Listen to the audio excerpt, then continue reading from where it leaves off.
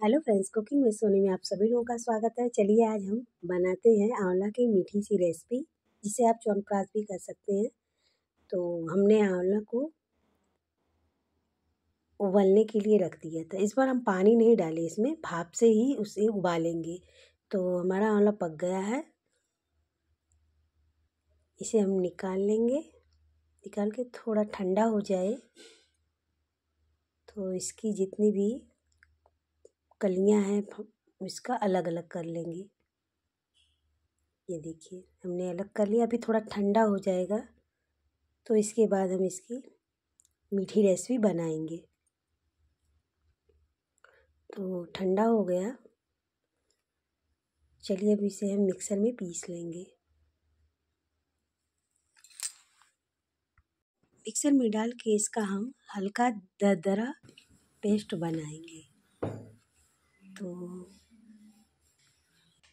ये देखिए हमने हल्का ही दरदरा इसका पीसा है, बहुत बारीक पेस्ट नहीं किया है, हल्का सा।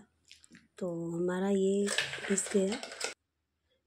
और गुड़ और 1 चम्मच भुना जीरा, 5-6 कली काली मिर्च और 2 चम्मच घी और शक्कर, इन सब चीज़ों का हम इसे मीठा बनाएंगे। तो 2 चम्मच हमने घी डाल दिया पैन में। अच्छे से गर्म हो जाए घी तो इसमें जो पीसा हुआ आंवला है इसे हम डाल के धीमी आंच पे भूनेंगे, जिससे कि इसका पानी थोड़ा धीमी आंच धीरे धीरे भूनेंगे तो इसका जितना आंवला में पानी रहेगा पानी थोड़ा जल जाएगा।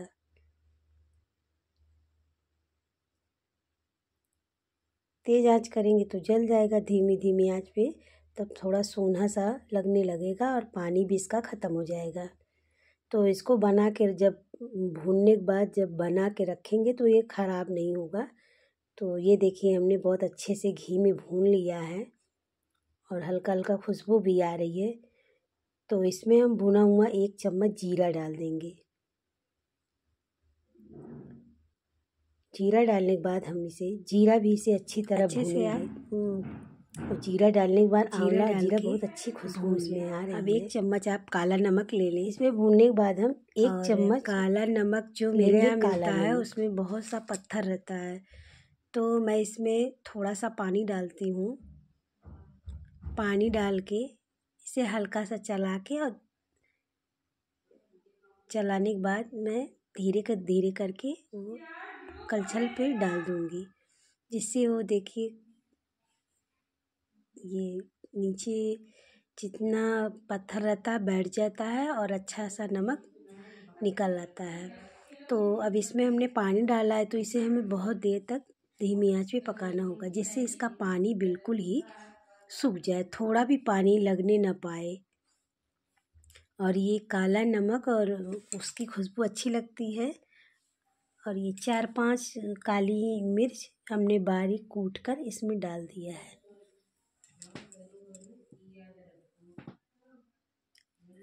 ये तीनों चीज़ डालने के बाद हम धीमी आंच पे कुछ देर तक पकाएंगे।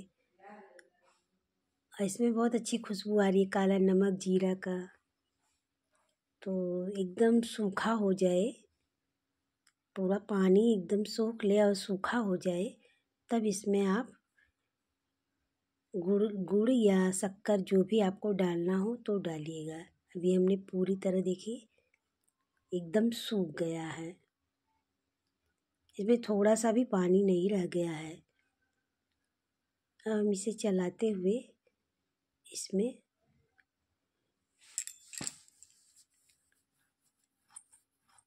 गुड़ डालेंगे। जो हमने गुड़ लिया है इसको टुकड़े टुकड़े में काट लेंगे या तोड़ लेंगे। ये देखिए हमने चूरा बना लिया है गुड़ का और इसमें अब डाल देंगे। धीरे धीरे करके हम इसे भूनेंगे तो गुड़ अपने आप ही गल जाएगा।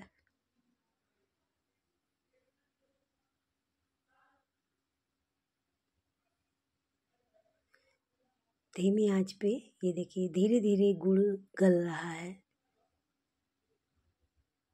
हमने थोड़ा सा ढक दिया था, ये देखिए गुड़ अपने आप से ही अच्छे से गल रहा है। जो बीच में थोड़ा थोड़ा टुकड़ा अगर गुड़ का होगा तो वो भी कलछल से दबाने से गल जाएगा।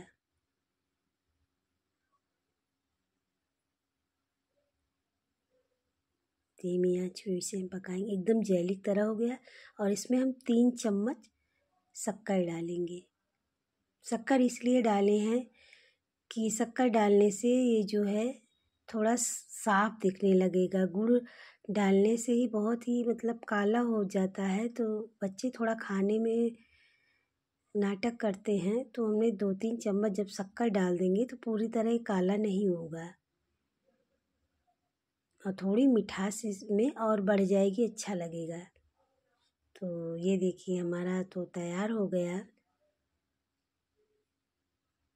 इसे हम बना देते हैं, बना के डिब्बे में ठंडा करके रख देते हैं। तो आराम से 1-2 महीना आराम से आप खाइए, कोई दिक्कत नहीं है। न इसमें पानी भी नहीं है कि ख़राब हो जाए। पूरा अच्छी तरह धीमी धीमी आंच पे हमने इसे बनाया है। तो इसमें काला नमक, काली मिर्च, जीरा, इस सब का गुड़ का स्वाद इसमें एकदम उभर के आता है और बहुत खाने में अच्छा लगता है। एक बार आप इसे ज़रूर ट्राई करिएगा। और आंवला तो हर प्रकार से ही फ़ायदा है, बच्चे चाहे बड़े चाहे जो खाए। ये देखिए एकदम जेली की तरह या च्यवनप्राश कहिए, जो भी कहिए।